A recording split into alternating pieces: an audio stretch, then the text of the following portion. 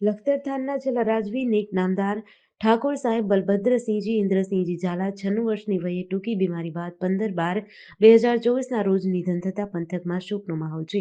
લખતર રાજમહેલ ખાતે નામદાર ઠાકોર સાહેબ બલભદ્રસિંહજીના પાર્થિવ દેહને દર્શન માટે મૂક્યો હતો. આજે સવારે 10 કલાકે લખતર રાજમહેલ ખાતેથી ઢોલ નગારા સાથે અંતિમ યાત્રા પાલખી શહેરના હવેલી ચોક, પાતળિયા, હનુમાન સહિત વિવિધ માર્ગો પર ફરીને લખતર મોતીસર તળાવની પાળની બાજુમાં આવેલ રાજપરિવારના સ્મશાન ભૂમિમાં અંતિમ સંસ્કાર કર્યા હતા.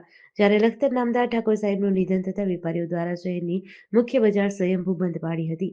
જે પાલખી યાત્રામાં વઢવાણ ઠાકોર સાહેબ શ્રી ચૈતન્ય દેવસિંહજી, મૂડી ઠાકોર સાહેબ જીતેન્દ્રસિંહજી વઢવાણ અને મૂડીના યુવરાજ સાહેબ તેમજ થાન ક્ષત્રિય સમાજના અગ્રણી રાણા સાહેબ સહિત સ્ટેટ રાજવીઓ, મહેમાનો, રાજકીય આગેવાનો, ક્ષત્રિય સમાજના આગેવાનો, વડીલો, યુવાનો તેમજ લખતર શહેરના વિવિધ સમાજના અગ્રણીઓ અને શહેરીજનો ઉપસ્થિત રહ્યા હતા.